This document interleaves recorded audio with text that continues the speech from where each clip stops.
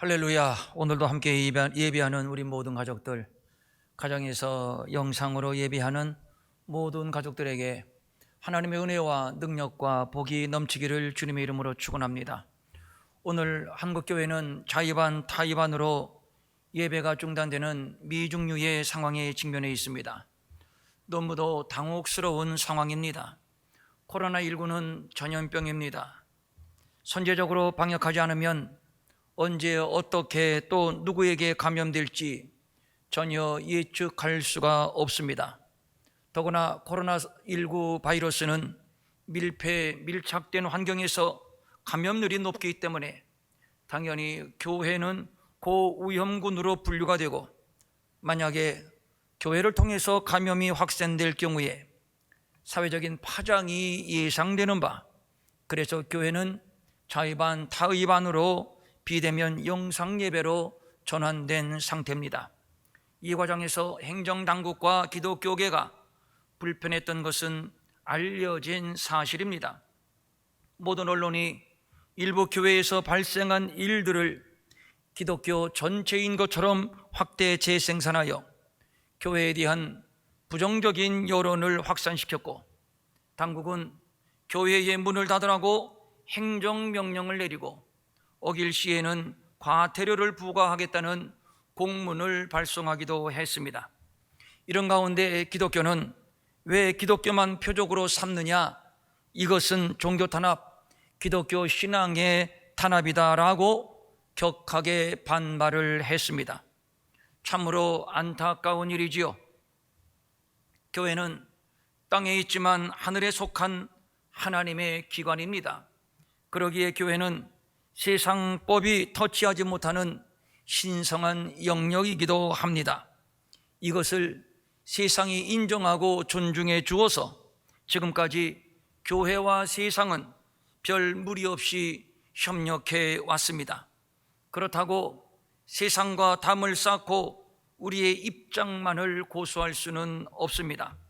교회는 세상의 소금이요 빛입니다. 세상에 선한 영향력을 끼쳐야 할 사명이 교회에게 있다는 말이지요. 뿐만 아니라 세상은 우리의 선교의 영역입니다. 그래서 교회와 사회는 서로 이해하고 존중하는 문화를 만들어 가야 하는 겁니다. 지금까지 한국교회는 선한 영향을 끼치면서 사명을 잘 감당해 왔습니다. 일본 식민지 시절, 그리고 산업화 시대, 민주화 시대를 거치면서 교회는 민족의 운명과 함께했고, 오늘의 대한민국을 건설하는 일에 지대한 역할을 했음을 누구도 부인할 수가 없습니다. 그런데 요즘 코로나19 시국을 거치면서 사회와 많은 갈등이 유발되고 있음은 실로 유감스러운 일이라 하겠습니다. 기독교는 예배를 생명처럼 소중히 여기는 종교입니다. 산다면 예배를 위해서 살고, 죽는다면 예배를 위해서 죽는 신앙 고백을 가지고 있습니다. 주의 궁정에서의 한날이 다른 곳에서의 첫날보다 나은즉 내 하나님의 성전 문지기로 있는 것이 좋사오니 라고 하는 옛 시인의 신앙 고백은 곧 우리의 신앙 고백이기도 합니다. 한국교회 성도들은 교회를 구약의 성전 개념으로 이해를 했고, 그래서 교회에 와서 예배를 드리고 교회에 와서 기도를 해야 하나님이 들으신다고 생각을 했습니다. 오가면서 교회를 둘러보고 청소할 일이 있으면 내가 청소하고 못을 박을 일이 있으면 내가 못질을 하고, 이렇게 교회를 사랑했습니다. 이사를 해야 한다면 가능하면 교회 근처로 이사할 정도로 철저하게 삶이 교회의 중심이었습니다. 그런데 물리력으로 교회에서의 모든 모임, 예배를 중단시킨다고 하니 기독교인의 입장에서는 이것은 기독교 신앙에 대한 탄압이라고밖에 볼 수 없다고 반발을 했던 겁니다. 서로 흉금을 두고 이해의 폭을 넓혀가는 시도를 했다면 얼마나 좋았을까? 참으로 아쉬운 생각이 듭니다. 지금 기독교계 내에서는 대면 예배가 옳으냐 비대면 예배가 옳으냐의 문제를 놓고 열띤 토론이 벌어지고 있는데, 엄밀히 말해서 토론이라기보다는 논쟁이라고 해야 할 것입니다. 그런데 이 시점에서 우리가 냉정해야 하는 것은, 논쟁만 계속한다면 말 그대로 소모적인 논쟁이요, 결국 소득 없는 상처만 남게 된다는 겁니다. 이것은 하나님이 기대하시는 바가 아닙니다. 코로나19는 하나님께서 한국교회에 허락하신 시험입니다. 시험이라면 좋은 성적을 내야 합니다. 반드시 통과해야 합니다. 출제자이신 하나님의 기대를 만족시켜 드려야 합니다. 아브라함에게 이삭을 바치라고 시험을 내셨을 때, 아브라함이 하나님이 기대하시는 꼭 맞는 답안을 작성해서 이제야 내가 여호와를 경외하는 줄을 알겠다고 기쁨을 안겨드렸던 것처럼, 그리하여 믿음의 조상으로 세워질 수 있었던 것처럼 말입니다. 이런 일은 베드로에게도 있었습니다. 예수님이 시험을 냅니다. 너희는 나를 누구라 하느냐? 이때 베드로가 답안을 작성합니다. 주는 그리스도시요 살아계신 하나님의 아들이시니이다. 완전 100점입니다. 예수님의 마음이 만족하셨습니다. 그리고 말씀합니다. 내 신앙 고백 위에 내 교회를 세울 것인데 그 교회는 음부의 권세가 해하지 못할 것이다. 요즘 우리도 시험지를 받아들었습니다. 출제자는 하나님이십니다. 문제는 너희에게 코로나19 바이러스는 무엇인가 입니다. 세상 사람들은 바이러스는 바이러스일 뿐 별 의미 없다라고 생각할 것이고, 정치인들은 어떻게 하면 코로나를 이용해서 정치적인 입지를 다질 것인가를 먼저 생각할 것이고, 소상공인 자영업자들은 망했다 가슴을 치며 땅을 칠 겁니다. 공부를 잘하는 학생들은 학교에 못 가서 답답할 것이고, 공부하기 싫어하는 학생들은 학교에 안 가서 신이 나기도 할 겁니다. 그렇다면 우리 그리스도인들은 어떤 답을 써야 할까요? 대면 예배냐 비대면 예배냐, 교회 탄압이다 아니다, 끝없는 논쟁하며 답안조차 제대로 작성하지 못하고 시간만 보낼 것인가? 정말 그렇다면 우리는 하나님 앞에 낙제가 되는 겁니다. 오늘 우리는 본문을 통해서 하나님이 기대하시는 답안을 우리 함께 작성해 보려고 합니다. 본문은 우리가 매우 익숙한 내용입니다. 바울과 실라가 복음을 전하다가 감옥에 갇혔다. 그러나 저들은 감옥에서 찬송을 불렀다. 그랬더니 기적이 일어나서 풀려날 수가 있었다.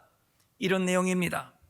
그러면 우선 바울과 실라가 왜 감옥에 갇혔는가를 살펴봐야 합니다. 빌립보에서 있었던 일인데, 기도하러 가다가 귀신 들린 여종 하나가 계속 따라오면서 소리를 지르는 겁니다. 이들은 지극히 높으신 하나님의 종으로 구원의 길을 너희에게 전하는 자다.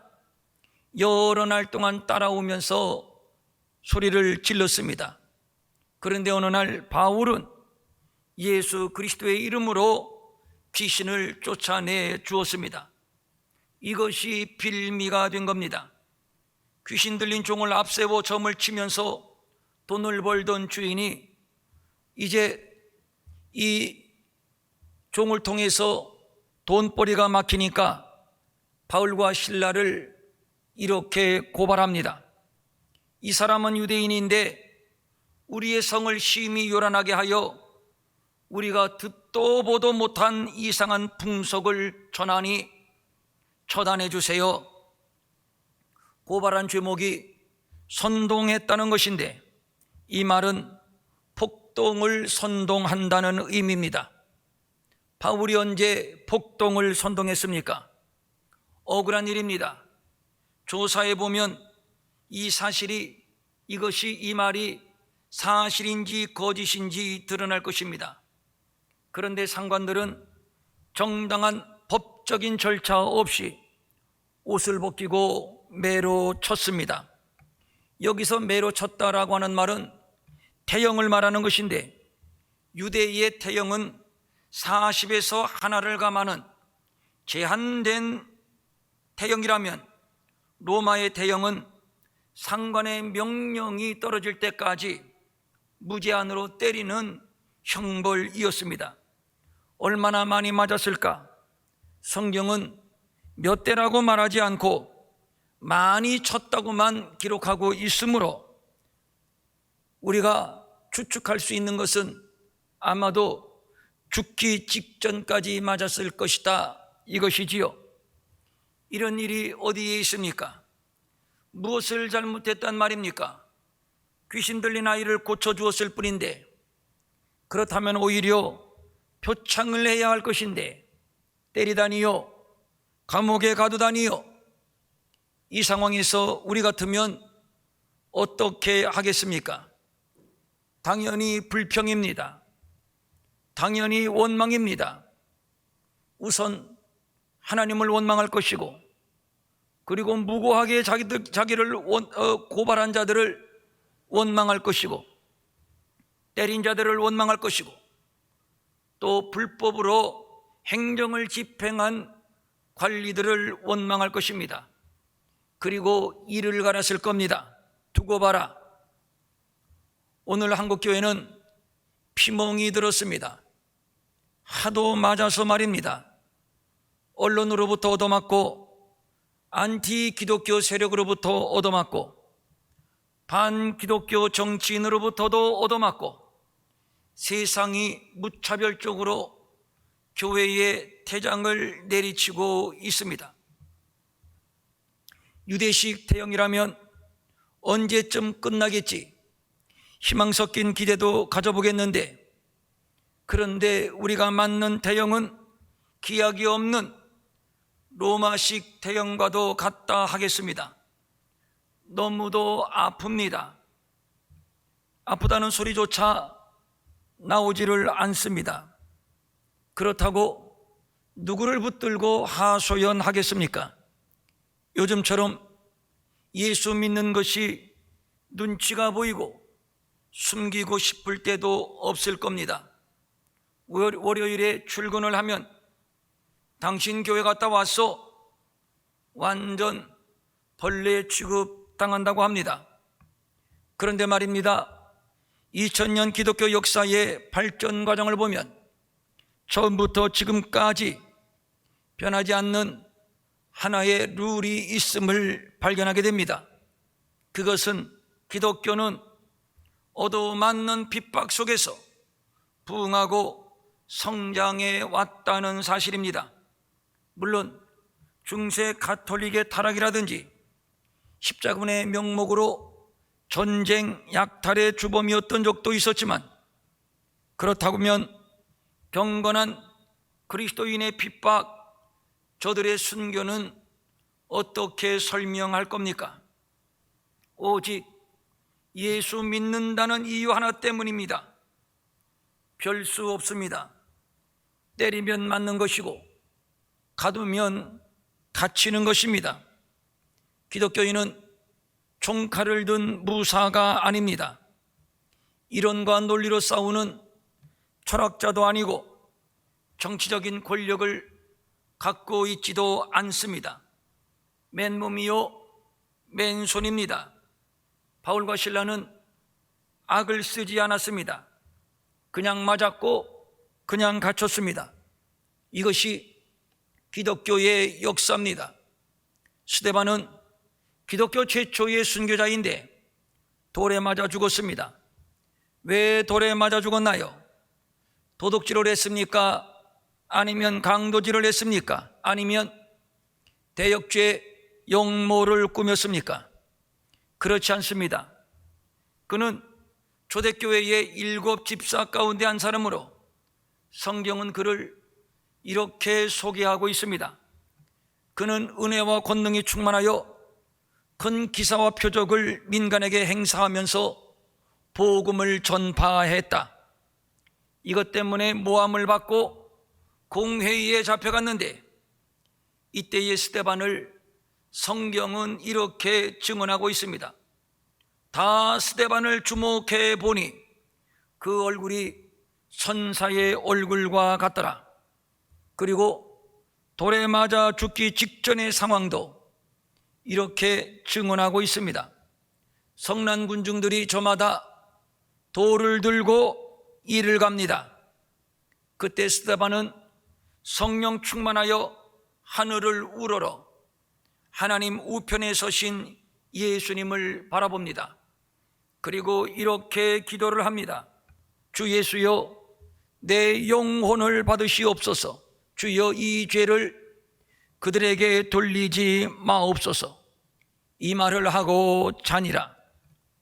그는 신문을 받는 현장에서는 천사의 얼굴과도 같았고 죽음의 순간에는 하늘을 쳐다봤습니다. 그리고 기도합니다.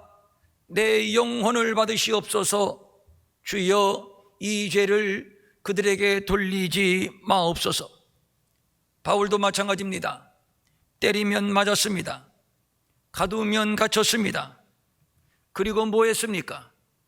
한밤중에 바울과 실라가 기도하고 하나님을 찬송하며 죄수들이 듣더라.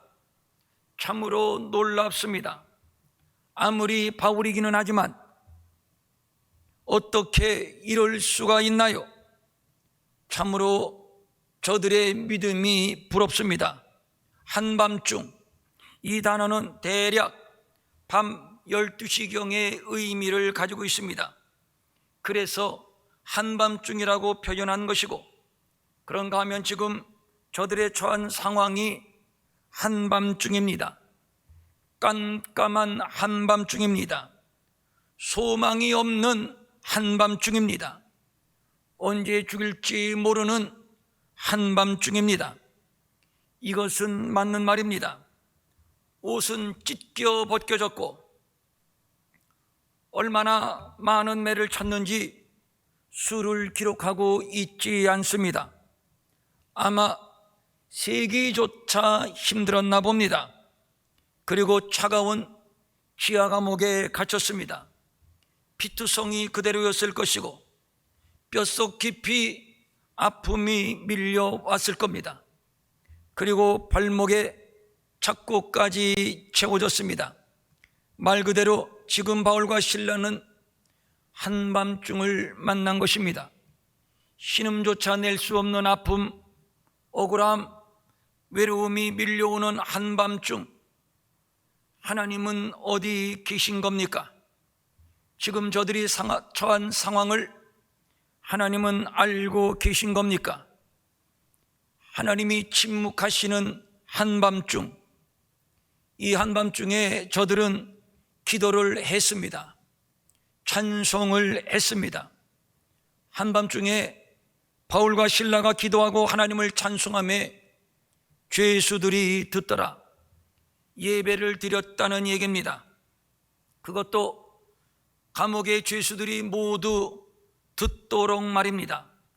여기에서 듣다라고 하는 단어는 신약 성경에서 본절에서만 유일하게 쓰이는 독특한 단어인데, 단순히 소리를 듣는 것이 아니라 시낭송이나 노래, 연주 등을 기쁘게 듣는 의미로 사용되는 아주 특수한 동사입니다. 그러니까 바울과 실라의 예배는 한과 원망이 아닌 눈물과 좌절과 절망과 두려움이 아닌 기쁨과 감사의 예배였던 것이고, 이것을 감옥의 모든 죄수들이 들었던 겁니다. 바로 이것입니다. 매를 맞았고 피투성이가 되었습니다. 뼛속 깊이 아픔이 밀려옵니다. 발은 착고에 채워졌습니다. 일어설 수 없는 것은 당연하고 앉아 있기조차 힘든 말 그대로 한밤중입니다. 그나마 자유로운 것이 있다면 입이었을 겁니다. 그래서 그는 입으로 찬송했고 입으로 기도를 했습니다. 그것도 기쁨으로 말입니다. 감방에 갇혀 있는 다른 모든 죄수들이 듣도록 말입니다.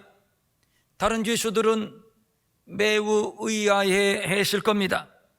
우리는 불평하는데, 우리는 절망하는데 어떻게 저들은 기뻐할 수 있는가? 어떻게 기뻐하며 노래하며 기도할 수 있는가? 저들이 믿는 하나님, 저들이 외치는 예수 그리스도는 누구인가? 바로 여기에 오늘 우리가 써야 할 답이 있습니다. 바울과 실라처럼 우리도 억울하다면 매우 억울한 상황입니다. 물론 교회가 모두 잘했다고는 말하고 싶지 않습니다.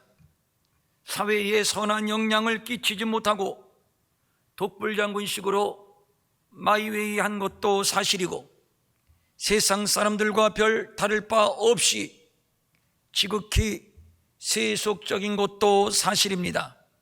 그러나 그것만으로 교회가 매를 맞는다는 것은 너무도 억울합니다. 악의적입니다. 교회가 한 일을 열거하자면 끝이 없을 겁니다. 오늘의 대한민국을 말할 때 기독교를 빼고는 설명할 길이 없습니다. 그런데 현행 한국사 교과서는 불교, 유교, 천주교, 천도교, 심지어 민간신앙에 대해서도 자세히 설명을 하면서 개항 이후 근대 문화 형성, 독립운동, 대한민국 건국에 얼마나 지대하게 기여를 했는가에 대해서는 별로 기록이 없습니다. 그저 단 두세 줄 형식적으로 기록하고 있을 뿐입니다. 미션스쿨에서 예배와 성경을 가르치는 것을 금하고 있습니다. 저희 교단 신학대학에서조차도 기숙사 학생들 새벽 기도회를 강요하지 말라고 국가인권위원회가 행정지도를 했습니다. 미션스쿨의 기능을 정지시켜 버렸습니다. 사람은 다 똑같습니다. 불교인 다르고 천주교인 다르고 기독교인 다르던가요? 기독교인만 특히 선하고 기독교인만 특히 악한 것입니까? 그렇지 않습니다. 본질은 다 똑같습니다. 그런데 왜 우리 사회에서 유독 기독교인의 허물만 집중적으로 파내고 집중적으로 들춰내는지요? 이유는 없습니다. 그저 예수가 싫은 것이고 예수를 믿는 것이 싫습니다. 예수님으로부터 시작을 해서 이것이 기독교 2000년의 역사입니다. 그래서 기독교는 고난과 핍박 속에서의 믿음을 그렇게도 강조하는 겁니다. 그래서 어떻게 할 것입니까? 이 상황에서 우리는 무엇을 할 것이며 어떤 선택을 할 것입니까? 바울은 감옥에서 예배를 드렸습니다. 하나님은 어디 계신가? 하나님이 우리를 버리셨는가? 불평과 원망의 예배가 아닙니다. 지금 우리는 바울과 실라가 감옥에서 드렸던 그 기쁨의 찬송, 그 기쁨의 기도, 바로 그 예배를 회복하는 것이 중요하며 바로 지금이 그때입니다. 이 예배는 영과 진리로 드리는 예배입니다. 삼위일체의 하나님의 임재를 경험하는 예배입니다. 기쁨과 감사로 드리는 예배요, 하나님을 사랑하고 이웃을 사랑하는 헌신과 섬김으로 드리는 예배입니다. 그동안 우리는 교회 문을 닫고 우리끼리만의 예배를 드렸습니다. 교회 안에서 무슨 일이 일어나는지 저 세상 사람들은 전혀 몰랐습니다. 교회는 완전히 딴 나라였고 딴 세상이었습니다. 그러나 이제는 아닙니다. 우리의 예배가 세상에 완전히 오픈이 되었습니다. 우리의 찬송, 우리의 기도를 지금도 저들은 귀를 쫑긋 듣고 있습니다. 우리의 삶을, 교회 안을 투명하게 들여다보고 있습니다. 이제 놀라운 기적이 일어날 것입니다. 큰 지진이 나고 옥문은 열리고 메인 것은 모두 벗겨지는 기적 말입니다. 당시 감옥의 상황을 성경은 이렇게 말하고 있습니다. 간수는 잠을 자다가 깜짝 놀라 깨었고 당연히 모든 죄수들이 도망갔거니 생각하고 자결하려고 할 때 바울이 큰 소리를 지릅니다. 몸을 상하게 하지 마시오. 우리가 다 여기 있소이다. 우리가 다, 성경이 다른 모든 죄수가 모두 도망가지 않고 모두 다 감옥에 있었는지에 대해서는 기록해주고 있지를 않습니다만 우리가 다 여기에 있노라 라고 말한 것으로 봐서 다른 죄수들도 도망가지 않고 감옥 안에 그대로 남아 있었을 것으로 생각되는 것, 이것은 무리가 아닙니다.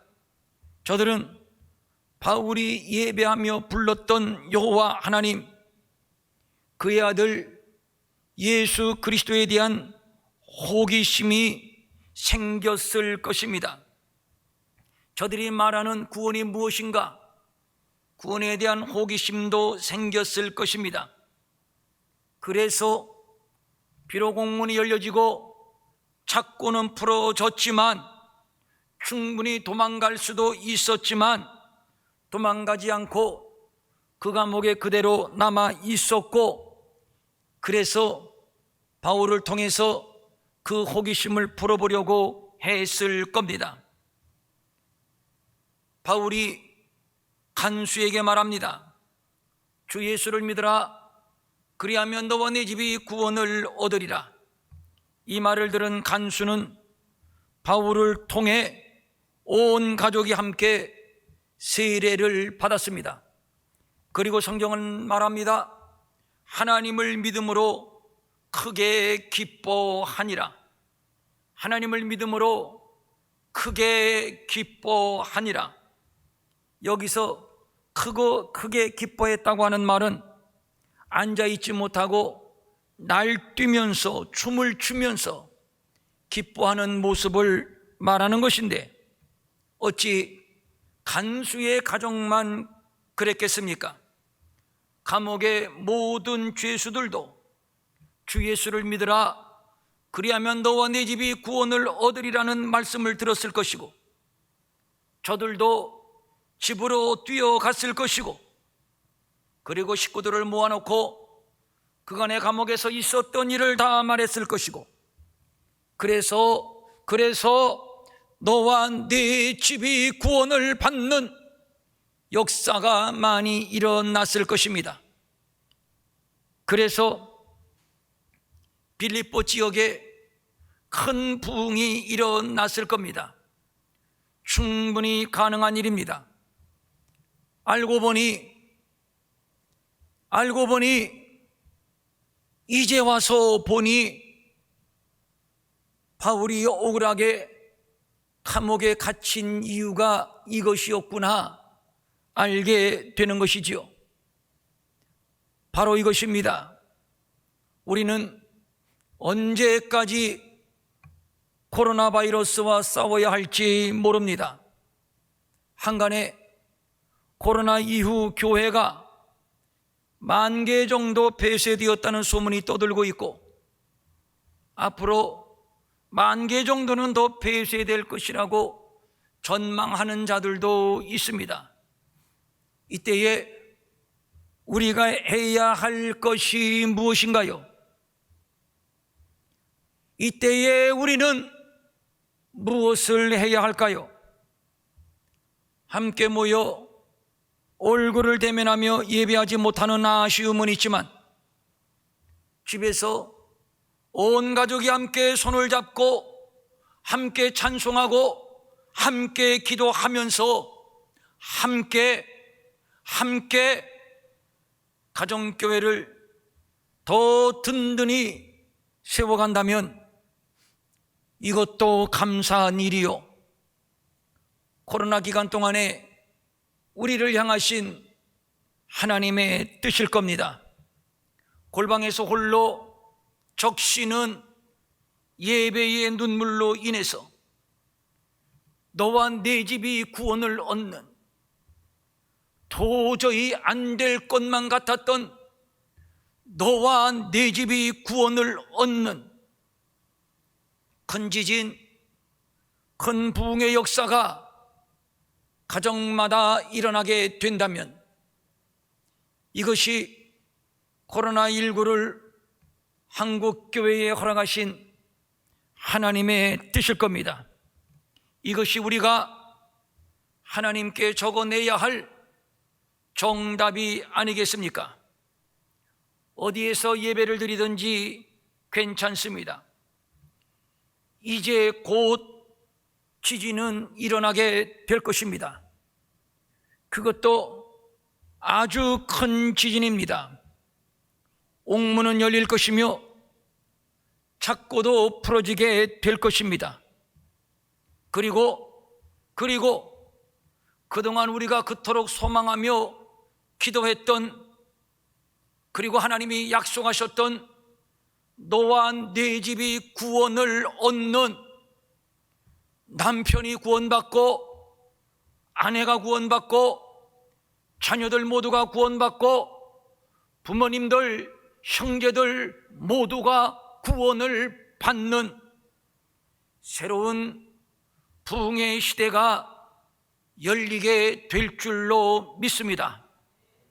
이 믿음으로 우리는 매일 9시에 드리는 유튜브 골방 기도회, 금요 심야 기도회, 주일 오전 11시에 드리는 주일 대예배, 그리고 오후 2시 30분 청년 예배에 이러한 간절한 기대와 소망을 가지고, 믿음을 가지고 정성으로 예배에 참여할 수 있기를 바랍니다.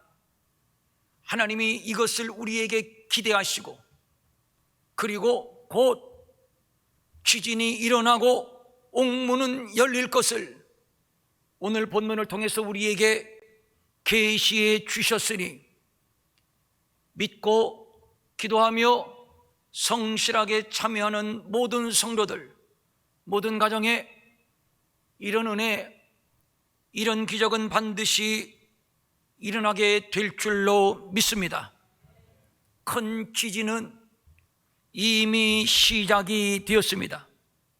우리 모든 각 가정에 이 놀라운 부흥은 이미 시작이 되었습니다. 이제 옥터는 흔들리기 시작했고 덜컹덜컹 옥문은 열리기 시작했습니다. 지륵같이 우리를 누르고 있던 어두움은 슬금슬금 물러가기 시작했고, 너와 내 집이 구원을 얻는 하나님의 약속된 이 놀라운 은혜와 기적은 이미 시작이 되었습니다. 이미 시작이 되었습니다. 믿음으로 받고 감사함으로 기도와 예배에 참여하는, 그래서 날마다 더 활짝 옥문이 열리는 은혜를 경험하시는 우리 모든 평촌 일회교회의 성도들 가정 되시기를, 가정 되시기를 주님의 이름으로 축원합니다. 아멘. 일어나셔서 찬송합니다. 가능하면 가정에서 예배 드리시는 분들은 가족끼리 손을 잡고, 어느 분이 그래요. 남편이 생전 손 한 번 안 잡는 묵뚝뚝한 사람인데 예배 시간에 목사님이 손 잡으라고 하니까 얼굴은 안 쳐다보고 그냥 슬쩍 와서 손만 잡는다고. 시작됐습니다. 손 잡으시고, 아이들하고도 손 잡으시고, 목사님 저는 혼자예요.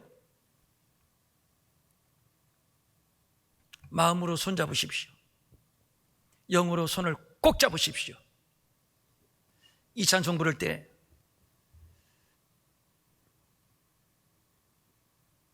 하늘로부자로부터 흐르는 은혜의 기름 부으심이 이 교회, 이 강단을 통해서 여러분의 가정에 손잡은 여러분 모든 가족들에게 충만히 흐르게 될 줄로 믿습니다. 아멘.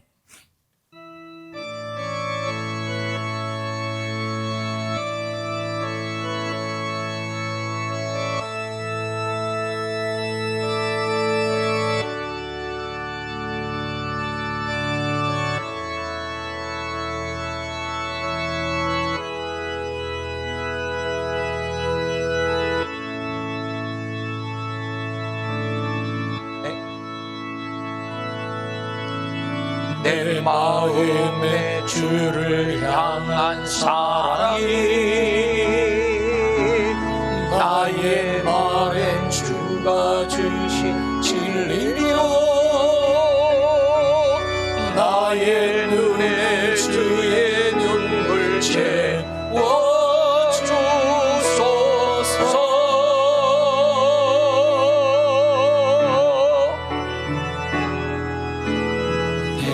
입술의 찬양의 향기가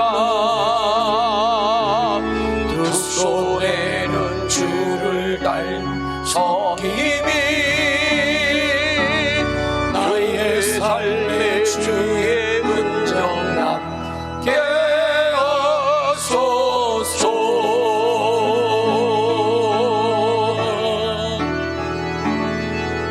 하나님의 사랑이 영원히 함께하리. 십자가의 길을 걷는 자에게, 순교자의 삶을 사는 이에게,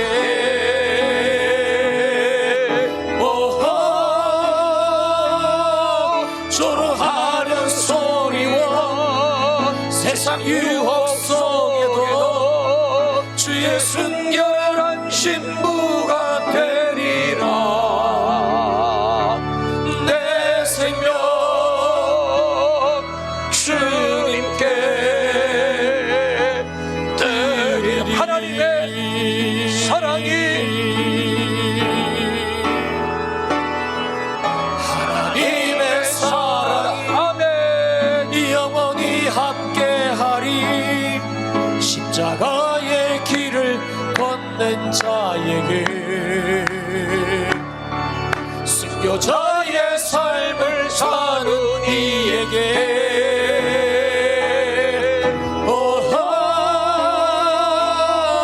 절하는 소리와 세상 유혹 속에도 주의 순결한 신부가 되리라. 내 생명 주님께 하나님의 사랑이 하나님의 사랑이 영원히 함께하리. 십자가의 길을 건넨 자에게, 순교자의 삶을 사는 이에게,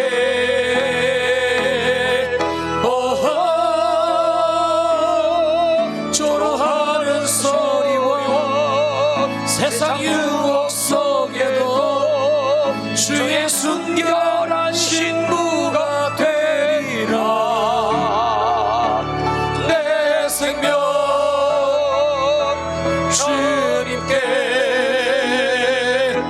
드리리.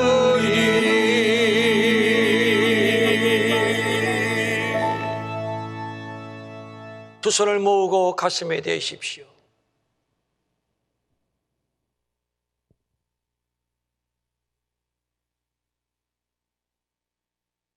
그동안 우리는 감옥에 갇혔다고, 너무 아프다고, 너무 외롭다고, 너무 두렵다고, 불평, 불만, 원망, 불신앙을 토해내면서 입으로는 기도한다, 찬송한다, 나 예수 믿는다, 나 예배드리러 교회 간다.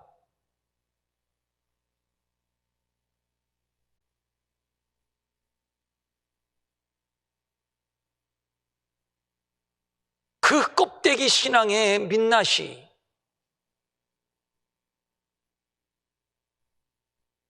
그 껍데기 신앙의 속살이 지금 여지없이 드러나고 있습니다. 하나님 앞에도 얼마나 죄송스럽고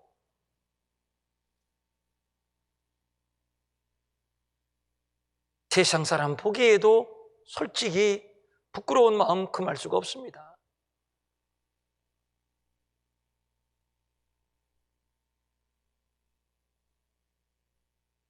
이제 우리가 하나님 앞에 이렇게 하겠습니다. 답안을 작성해야 됩니다. 그것은 하나님, 이제 우리는 바울과 실라가 한밤중에 감옥에서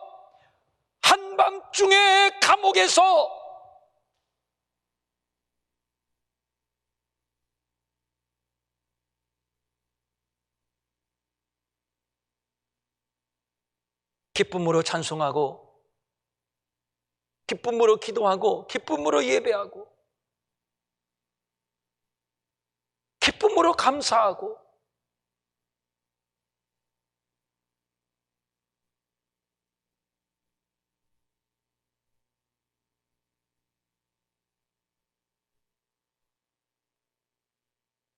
그 간수를 향해서도 주 예수를 믿으라, 그리하면 너와 네 집이 구원을 얻으리라.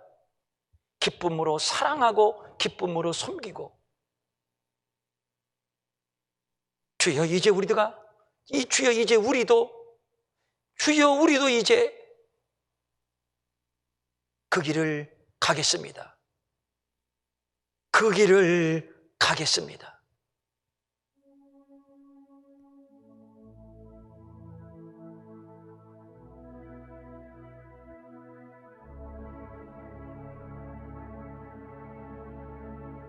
세상 사람들이 이제 우리를 투명하게 들여다보고 있습니다. 숨길 수가 없습니다.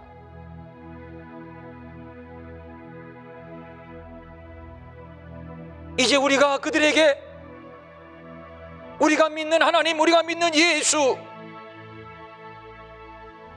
우리가 얻은 구원, 우리의 소망 하나님의 나라, 주 예수를 믿으라, 그리하면 너와 네 집이 구원을 얻으리라. 이것을 보여주어야 할 때입니다. 이것이 예배입니다.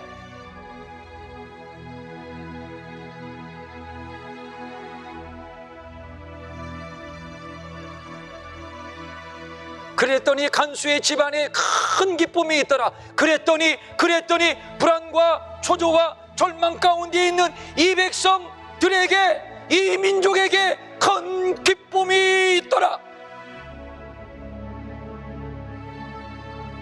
이 기쁨은 하늘로부터 임하는 기쁨,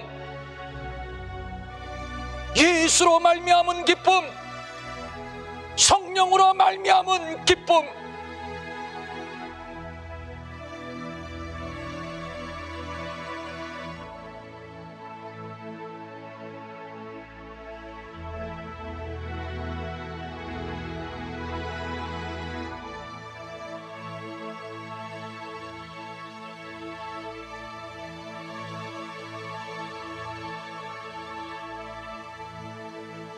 주여, 이제 우리가 한밤중을 만났지만 이 한밤중에 하나님이 받으시는 예배를 드리기를 원합니다. 이 예배가 능력이 있으므로 큰 지진이 나고 옥토가 흔들리고 옥문은 열리고 작구는 풀어지고 너와 내 집이 구원을 얻으며 큰 기쁨이 넘치는 새로운 부흥의 시대가 열릴 줄로 믿사옵나니, 주여, 우리 평촌 일회교회가 이 부흥의 시대를 열어가게 하여 주시옵소서. 이 부흥의 시대를 열어가게 하여 주시옵소서. 우리 모두가 이 부흥의 새 시대에 귀하게 쓰임받는 종들이 되게 하여 주시옵소서. 성령님,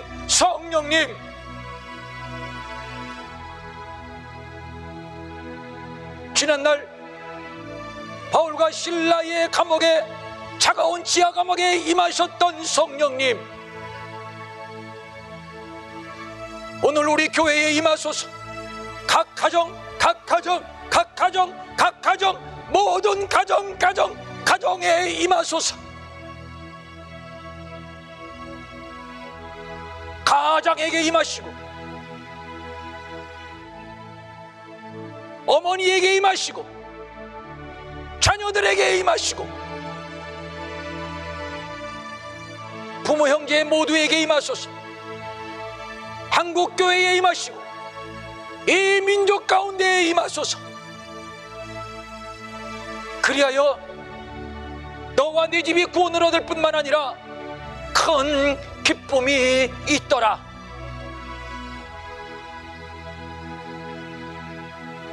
주여, 한국교회를, 우리 조국 대한민국을 이 코로나19를 통해서 이 은혜의 반열에 세워주시옵소서. 이 나라를 다시 회복시켜 주시고, 한국교회를 다시 회복시켜 주시고, 그리고 통일시대를 열어가고 열방 땅끝까지 복음 전하는, 큰 기쁨을 전하는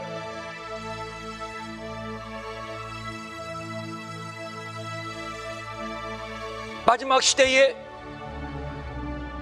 쓰임받는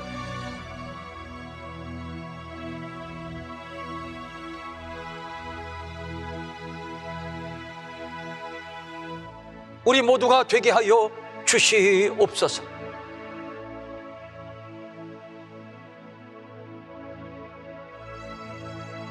성령여, 이 시간 각 가정에 임하소서. 불러 임하소서. 회개의 영을 부어주시고 평강의 영으로 기름을 부으시고 서로 아끼고 존중하고 사랑하게 하시고 경건하고 건강한 가정교회를 세워가게 하여 주시옵소서. 우리 모두가 결심하고 골방기도회에 참여하게 하시고 영상예배, 영상기도회에 참여함으로 새 시대를 열어가게 하옵소서.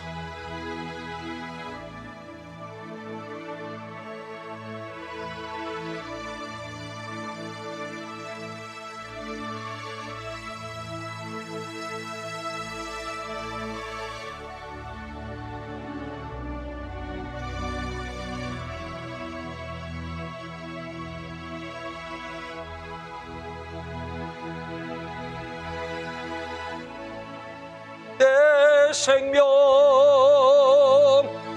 주님께 드리리.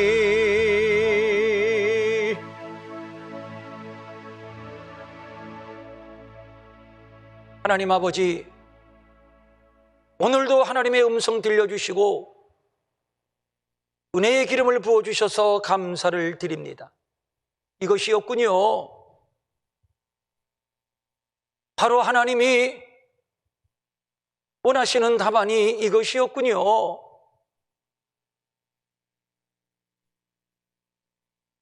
감사함으로 받게 하옵소서. 코로나19 바이러스, 이것이 우리의 삶을 제한하지만, 그러나 내 영은 오히려 감사할 수 있는 것은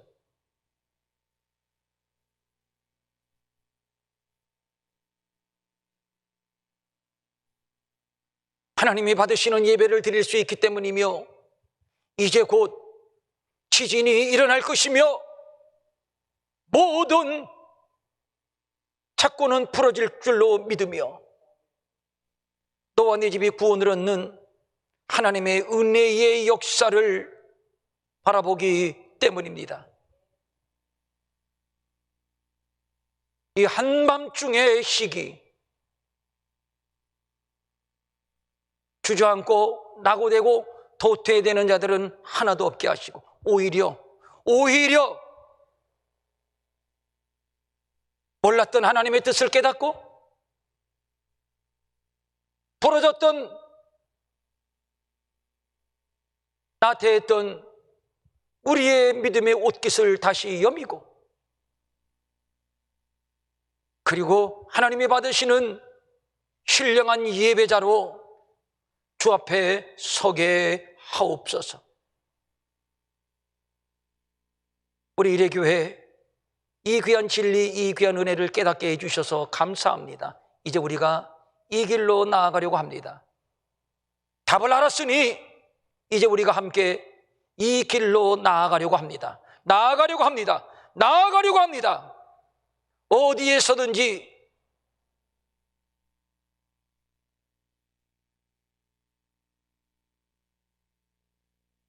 바울과 실라처럼 주님을 바라보게 하옵소서. 이 나라를 치유하시고 회복시켜 주시옵소서. 간절한 소망을 가지고 각종 예물, 주일헌금, 주정헌금, 11조, 감사헌금, 선교헌금, 건축헌금, 구제헌금, 각종 예물 주님께 올립니다. 억지로가 아니라 주님 은혜에 감사해서, 비록 직접 와서 주님 앞에 드리지는 못하지만 온라인을 통해서 하나님 앞에 드리는 손길들 많이 있습니다. 살아계신 하나님, 후이 흔들어 넘치도록 채우시는 풍성하신 하나님,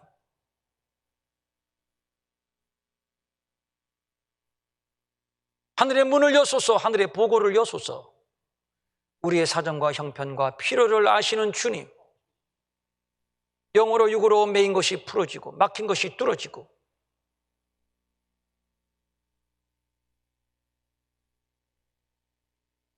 옥토가 흔들리는 기적을 경험하게 하여 주시고,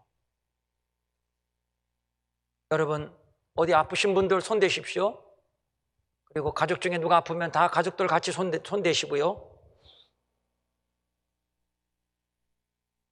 이 몸은 성령이 거하시는 전이며 예배하는 전입니다. 질병과 병마가 이 거룩한 육체를 주장할 수는 없습니다. 지금 병상에 있는 자들도 있습니다. 큰 수술을 앞두고 있는 형제도 있습니다.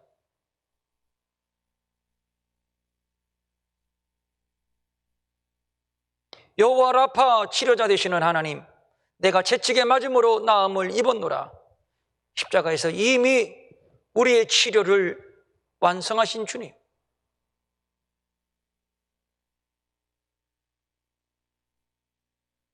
병든 자에게 손을 얹은 즉 나으리라. 주님이 약속하셨습니다. 믿고 손을 대었습니다. 이 시간 손을 대었습니다. 우리 몸에 붙어있는 크고 작은 각종 질병은 이 시간 명하노니, 이 시간 내가 예수의 이름으로 명하노니 떠나갈지어다, 떠나갈지어다, 떠나갈지어다. 내게서 능력이 나갔느니라. 떠나갔음을 선포하노라. 마음은 원이지만 가진 것이 없어 드리지 못해 민망히 여기는 성도들을 위로하시고 저들에게도 물질 주셔서 한 가지로 주님 앞에 바치며 쓰며 도우며 사는 풍성함이 있게 하시고 한 주간 동안 임마누엘로 함께하사 우리 모두 승리케 하옵소서. 이제는 우리 주 예수 그리스도의 은혜와 하나님 아버지의 무한하신 사랑과 성령님의 감화 감동과 위로와 안위와 능력과 평강이 사랑하는 평촌 일회의 모든 가족들 머리 위에 영원히 함께하옵시기를 간절히 축원하옵나이다. 아멘.